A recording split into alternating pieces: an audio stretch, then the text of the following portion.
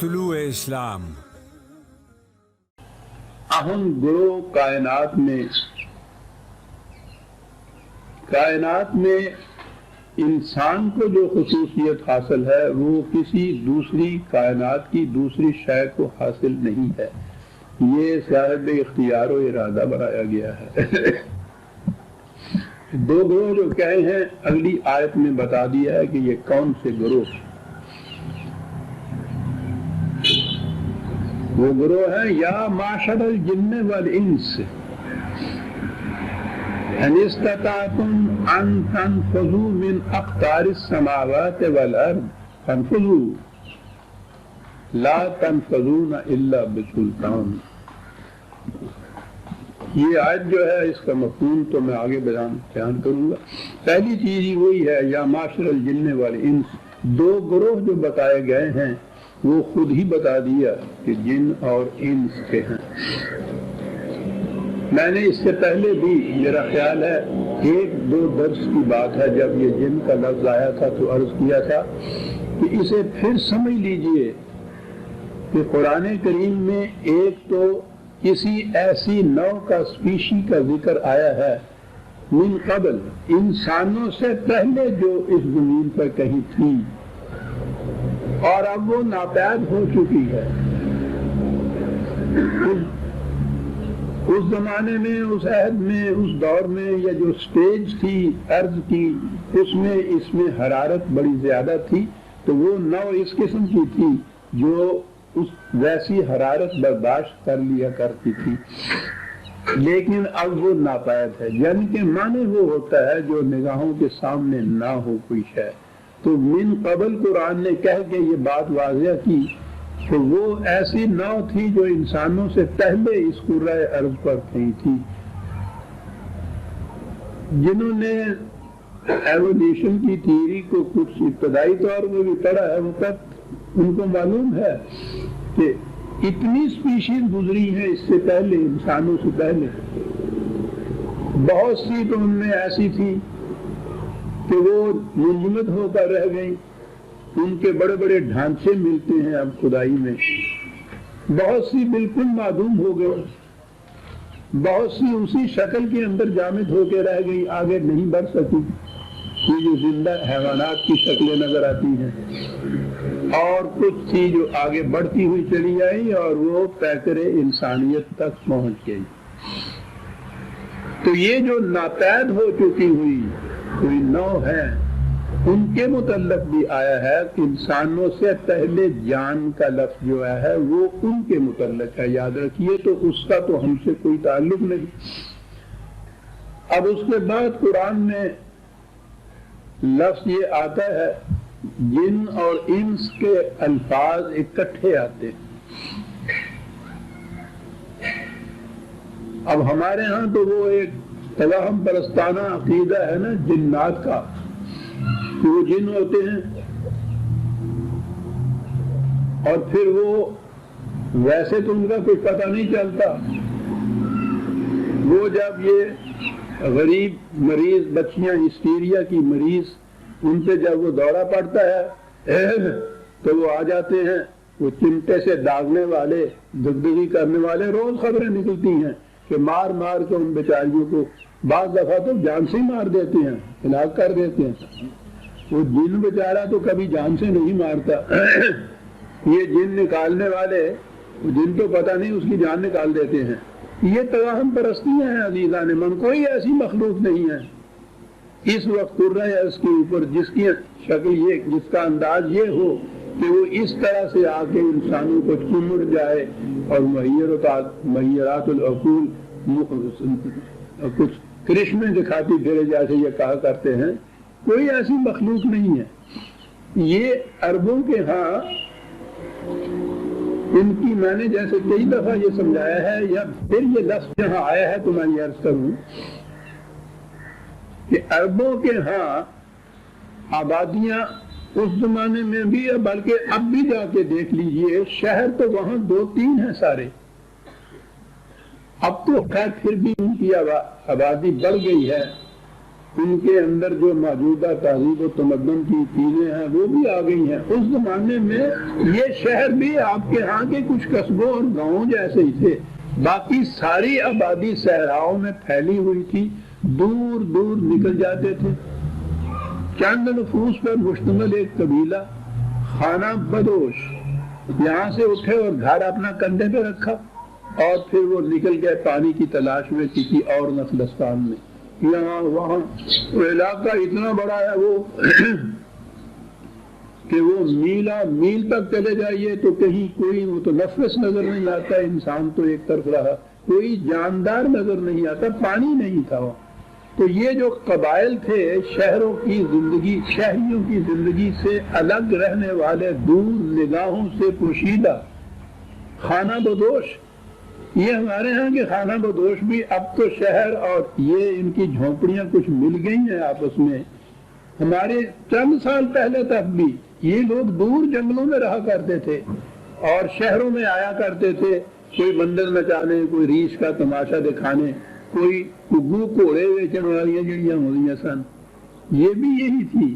یہ وہی قبائل ہے، جپسیز قبائل ساری دنیا میں پھیلے ہوئے ہیں۔ عرب میں یہ بہت خاصی تعداد میں تھے، ان کی تہذیب الگ، تمدن الگ، معاشرت الگ، معیشت الگ، شہری زندگی کے انسانوں کے مقابلے میں یہ بالکل مختلف قسم کے انسان نظر آتے تھے۔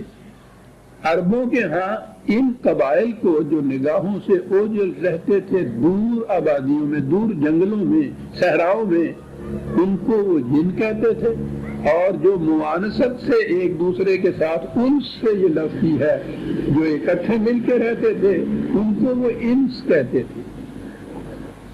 جن اور انس جہاں قرآن میں آئے گا اس کے معنی ہوں گے وہ خانہ بدوشوں کی آبادیاں اور شہری آبادیاں۔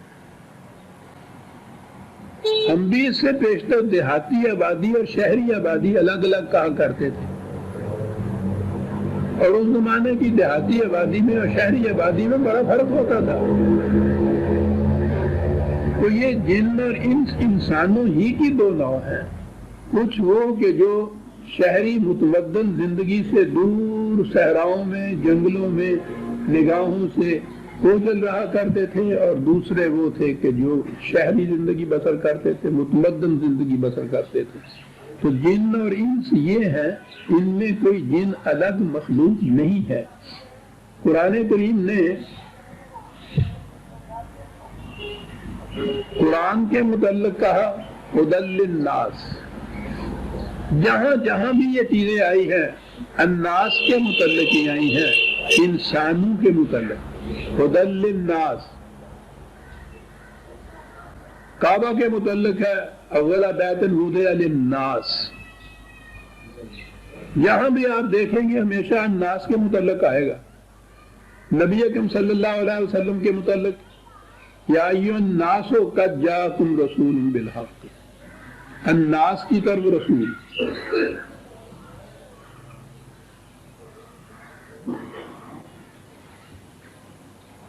منکم رسول بھی قرآن نے کہا ہے، تم میں سے ایک رسول ہم نے بھیجا۔ سارے قرآن میں کسی رسول کا ذکر نہیں ہے جو جنوں میں سے کہا جائے کہ آیا۔ یہ انسانوں میں سے رسول آتے تھے، انسانوں کی طرف آتے تھے، اور انسانوں میں یہ دونوں گروہ شامل ہیں۔ اس لیے جہاں بھی یہ خطاب یا یہ الفاظ جن اور انس آئیں گے تو اس کے معنی اس زمانے کے شہری آبادیاں اور وہ قبائل جو صحراؤں میں نگاہوں سے دور رہا کرتے تھے، یہ انہی کا ذکر ہے۔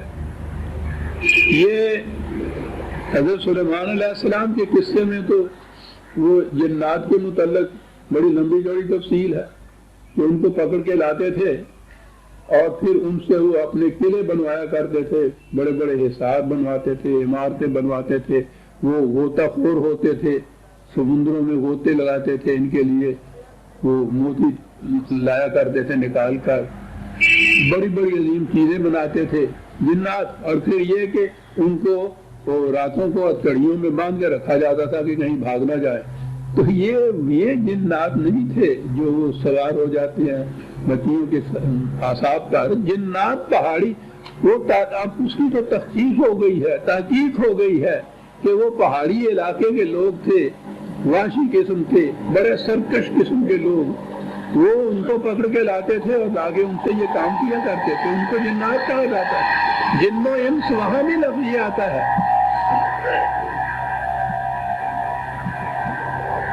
بلکہ قرآن کریم میں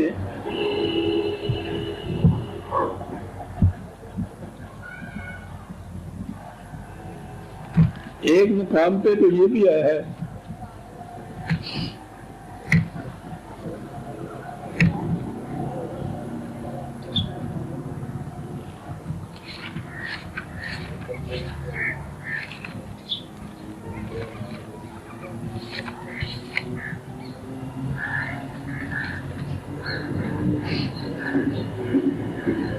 یہ جو میں نے کہا ہے نا یہ ٹپری واس جن کو خانہ بدوش کہتے ہیں، یہ آیا کرتے تھے یہ چھوٹی موٹی چیزیں بنا کے، وہ چھاچ کی چھلیاں اس قسم کی چیزیں بنا کے لایا کرتے تھے اور شہروں میں آگے بیچا کرتے تھے. تو چھوٹے موٹے چاقو وغیرہ بھی یا اس قسم کی چیزیں. تو یہ آپس میں یہ تعلقات بھی تھے شہریوں کے اور ان دیہاتیوں کے یا ان قبائلیوں کے، اور یہ جن کو انس کہا ہے قرآن نے. چنانچہ قرآن نے ایک مقام پہ ان کی یہ چیز بھی کہی ہے، میں نے خاص طور پہ یہی ریفرنس اس لیے دی ہے، 6/129 ہے، 6:129. وَقَالَ أَوْلِيَاؤُهُم مِّنَ الْإِنسِ رَبَّنَا اسْتَمْتَعَ بَعْضُنَا بِبَعْضٍ، کہ واقعی ہماری کیفیت یہ تھی کہ یہ ادھر آیا کرتے تھے شہروں کے اندر، چھوٹی موٹی چیزیں بنا کے لایا کرتے تھے، ہم وہ خریدا کرتے تھے اور یہ اپنی ضروریات کی چیزیں ہم سے شہروں سے خرید کے لے جایا کرتے تھے. تو یہ تو وہ انسان ہی تھے جو آتے تھے اور انسانوں سے یہ سب کچھ ہوتا تھا. یہ جنات جو ہمارے ذہنوں میں ہیں وہ تو یہ جنات نہیں ہوتے جو قرآن نے جو کہا ہے، بلکہ اسی کے اگلی آیت میں ہے یا معاشر الجن والانس الم یاتکم رسل منکم، اے جن و انس کے گروہ کیا تم میں سے تمہاری طرف رسول نہیں آئے؟ ابھی میں نے کیا تھا نا کہ رسول تو سارے انسان تھے، کسی جن رسول کا تو ذکر ہی کوئی نہیں آیا. اس لیے یہ الگ کوئی نو یا الگ پیدائش یا الگ مخلوق نہیں تھی جہاں یہ جن اور انس کہا گیا ہے. اس کے معنی یہی دو گروہ ہیں. یہ آہستہ آہستہ اگلی نسل سے کہ ذہنوں سے یہ چیزیں محو ہوتی جا رہی تھی، لیکن یہ جو ہمارے ہاں نئے نئے ذرائع ابلاغ آ گئے ہیں نا جس میں یہ ٹی وی مشہور ہے، تو پچھلے دنوں آپ دیکھتے ہیں میرا خیال ہے سال بھر سے بھی زیادہ عرصے تک وہ الف لیلا کا ایک قصہ چلا آ رہا تھا. اچھے بھلے ہمارے بچے ان تمام پرستیوں سے نکلتے چلے آ رہے تھے، سائنٹیفک طریق پر ان کی تعلیم ہوتی تھی. وہ جو الف لیلا کے قصے آئے نا تو اس کے اندر انہوں نے پھر وہی جنات جو تھے وہ دکھانے شروع کر دیے. اور وہ پھر پوچھتے ہیں کہ صاحب وہ جنات کہاں ملتے ہیں، وہ پریاں کہاں ہوتی ہیں. یعنی نئے سرے سے ایک مصیبت پیدا کر دی نئی نسل کے لیے بھی، وہ جن اور پریاں ان کے ذہن میں آ گئیں. تو بہرحال یہ جن اور انس وہی دو قبائل، دو قسم کی آبادیاں ہیں جو عربوں میں ہوتی تھی. اب بھی مختلف علاقوں میں، خاص طور پہ افریقہ کے علاقے میں تو بیشتر آبادی جو ہے انہی کی ہے جو باہر جنگلوں میں ہی رہتے ہیں. تو قرآن کریم میں جہاں جہاں یہ لفظ جن و انس آئے گا اس کے معنی یہ ہوں گے الگ کوئی مخلوق جنات کی نہیں ہے.